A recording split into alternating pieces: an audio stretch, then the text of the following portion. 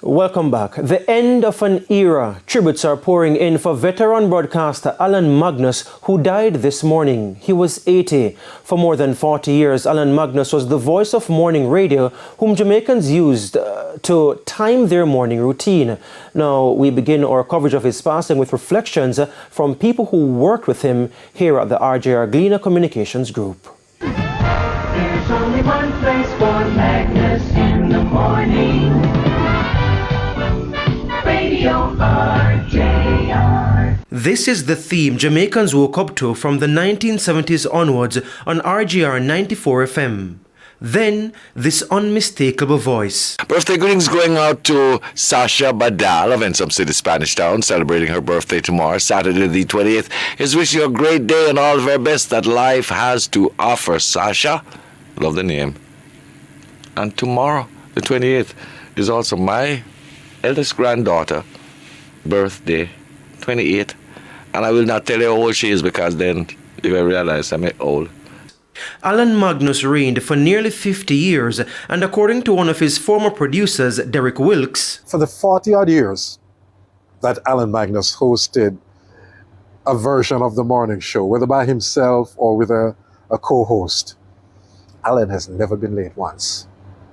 That theme comes on at 5 o'clock, and everybody expects to hear that, yay! Starting 1992, Mr. Magnus hosted Good Morning Jamaica with Doreen Samuels.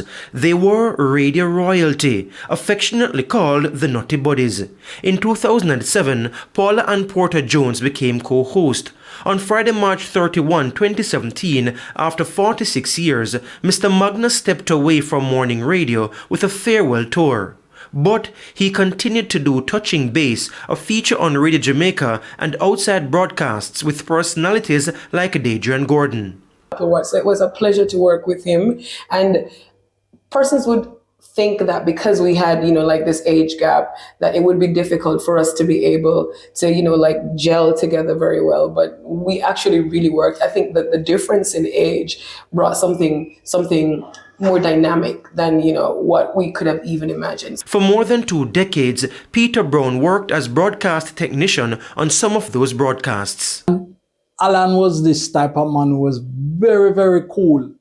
He doesn't let anything bother him. And, sometimes we'll have a glitch and we'll say, boy, Alan, this is what is done. And say, no, man, don't worry yourself, man, that's part of the work. Anthony Smith is CEO of the RJR Gleaner Communications Group. Many persons, including myself, consider Alan one of, if not the best, morning radio announcers that Jamaica has produced. So I'd like to express sincere condolences to Alan's family and close friends at this time on behalf of the RJR Gleaner Group. Group Senior Executive for Corporate and External Affairs and former CEO Gary Allen says a paradigm has shifted. Alan's passing is literally almost the ending of an era that he has really championed in morning radio.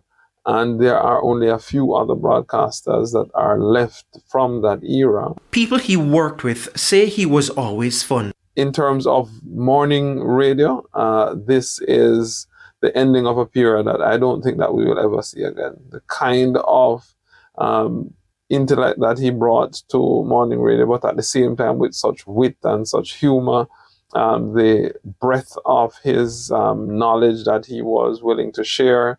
He was one of the best, and there are not enough words for us to even offer our condolences to his family who would have shared him with us. I don't think a lot of people think about the fact that every single morning he would have gotten up, left his home to come here, left his family to come here. And I would like to use this opportunity to thank He really was family. He was a decent fellow. He was, I keep saying this, gentle giant, but he really wasn't a giant in stature, but man in demeanor. He was larger than life. He was also a singer and charted with a cover of the classic Flying Machine. His death today follows a string of other senior respected personalities. He was awarded the Order of Distinction in 2018 for his service to broadcasting. So the team is currently changing shifts between on-air personalities here on Radio Jamaica 94 FM. For many years in this very area, Alan Magnus reigned supreme as king of Jamaican radio, not just behind the microphones, but also skillfully navigating the consoles from commercials to station announcements in between the programs he hosted. His voice became like a clock for many people once he began reading certain announcements or features. The precision of his time signals, he almost became a clock himself in the things that he would say in the morning, and people would know without having to check their watch that it's time for X and Y to happen. Alan Magnus was born in December 1943. He was 80 years old.